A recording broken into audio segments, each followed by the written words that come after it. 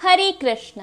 श्रीमद् भागवत गीता यथारूप अध्याय 6 ध्यान योग श्लोक संख्या 20, 21, 22 व 23।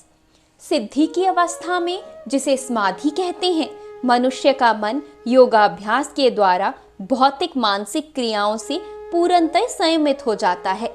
इस सिद्धि की विशेषता यह है कि मनुष्य शुद्ध मन से अपने को देख सकता है और अपने आप में आनंद उठा सकता है। उस आनंदमय स्थिति में वह दिव्य इंद्रियों द्वारा असीम दिव्य सुख में स्थित रहता है।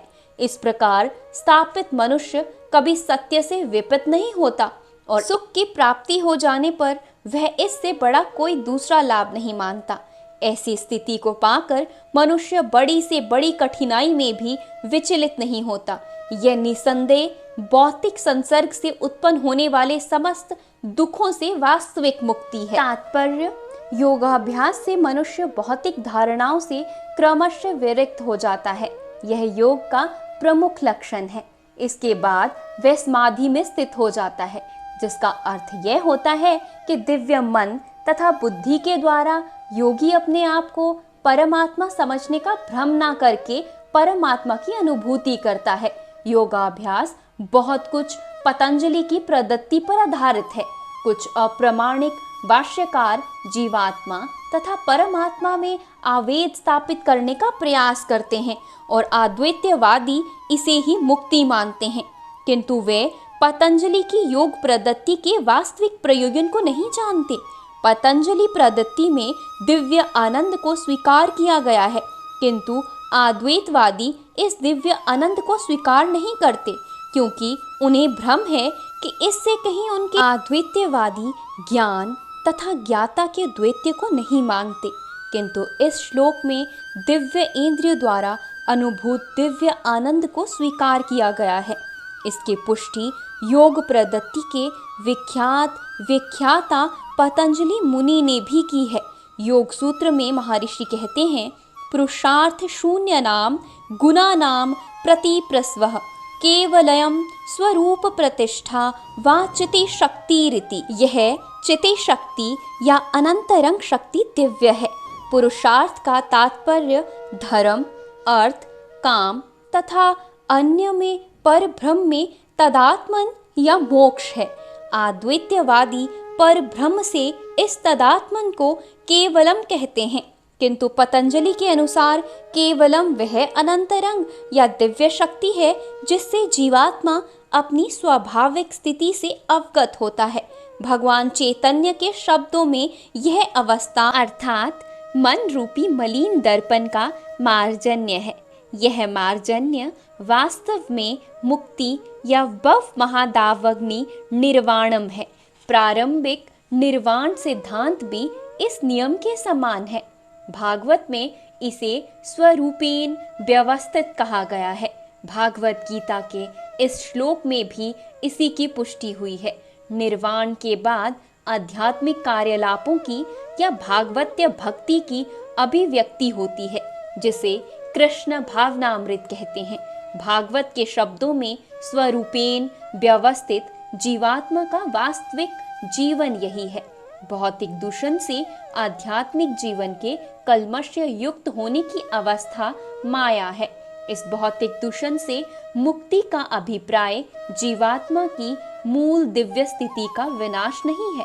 पतंजलि भी इसकी पुष्टि इन शब्दों में करता है, केवलस्य स्वरूप प्रतिष्ठः व चित शक्ति रीति। यह चित शक्ति रीति, यह दिव्य आनंद ही वास्तविक जीवन है। इसका अनुमोदन वेदांत सूत्र में इस प्रकार हुआ है, आनंदमयो अभ्यासतः।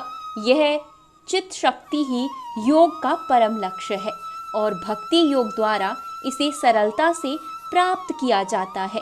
भक्ति योग का विस्तृत विवरण 7वें अध्याय में किया जाएगा।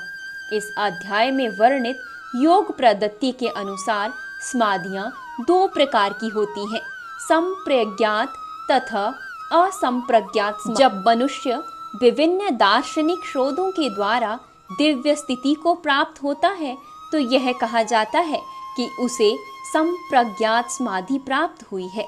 असंप्रज्ञात समाधि में सांसारिक आनंद से कोई संबंध नहीं रहता, क्योंकि इसमें मनुष्य इंद्रियों से प्राप्त होने वाले सभी प्रकार के सुखों से परे हो जाता है। एक बार इस दिव्य स्थिति को प्राप्त कर लेने पर योगी कभी उससे डिगता नहीं। जब तक योगी इस स्थिति को प्राप्त नहीं कर लेता, तब तक वह असफल रहता है। आजकल के तथाकथित योगाभ्यास में विभिन्न इंद्रिय सुख सम्मिलित है, जो योग के सर्वदा विपरीत है। योगी होकर यदि कोई मैथुन तथा मादक द्रव्य सेवन में अनुरक्त होता है तो वह उपहासजनक है। यहाँ तक कि जो योगी योग की सिद्धियों के प्रति आकृष्ट रहते हैं, वे भी योग के आरूढ़ नहीं कहे जा सकते। यदि योगी जन योग की अनुष्टंकित वस्तुओं के प्रति आकृष्ट हैं, तो उन्हें सिद्ध अवस्था को प्राप्त हुआ नहीं कहा जा सकता। जैसा कि इस श्लोक में कहा गया है, अंततः जो व्यक्ति आसनों के प्रदर्शन या सिद्धियों के चक्कर में रहते हैं, उन्हें यह समझ लेना चाहिए कि इस प्रकार से योग का मुख्य उद्देश्य ही समाप्त हो जाता है। इस युग में योग की सर्वोत्तम प्रवृत्ति कृष्ण भावनामृत है, जो निराशा उत्पन्न करने वाली नहीं है। एक कृष्ण भावना भवित्य व्यक्ति अपने धर्म में इतना सुखी रहता है कि उसे किसी अन्य सुख की आकांक्षा नहीं रह जाती। इस दंभ प्रदान युग में हठ योग, ध्यान योग तथा ज्ञान योग का अभ्यास करते हुए अनेक अवरोध आ सकते हैं, किंतु कर्म योग या भक्ति योग के पालन में ऐसी समस्या सामने नहीं आती। जब तक यह शरीर रहता है, तब तक शरीर की आवश्यकताएं आहार, नींद, भय तथा मैथुन को पूरा करना होता है। किंतु जो व्यक्ति शुद्ध भक्ति योग में अथवा कृष्ण भावनामृत में स्थित होता है, वह शरीर की आवश्यकताओं की पूर्ति करते समय इंद्रियों को उत्तेजित नहीं करता। प्रयुक्त वह घाटे के सौदे का सर्वोत्तम उपयोग करके जीवन की न्यूनतम आवश्यकताओं को स्वीकार करता है और कृष्ण भावनामृत में दिव्य सुख भोगता है। वह दुर्घटनाओं, रोगों, अभावों और यहाँ तक कि अपने प्रियजनों की मृत्यु जैसी आपदाकालीन घटनाओं के प्रति भी निरपेक्ष रहता है। किंतु कृष्ण भावना अमृत या भक्ति योग संबंधी अपने कर्म को पूरा करने में वह सदैव सचेष्ट रहता है। दुर्घटनाएं उसे कर्तव्य पथ से विचलित नहीं कर पाती, जैसा कि भागवत गीता में कहा गया वह इन प्रासंगिक घटनाओं को सहता है, क्योंकि वह यह भली भांति जानता है कि यह घटनाएं ऐसी ही आती जाती रहती हैं और इनसे उसके कर्तव्य पे कोई प्रभाव नहीं पड़ता। इस प्रकार वह योगाभ्यास में परम सिद्धि प्राप्त करता है। हरे कृष्णा।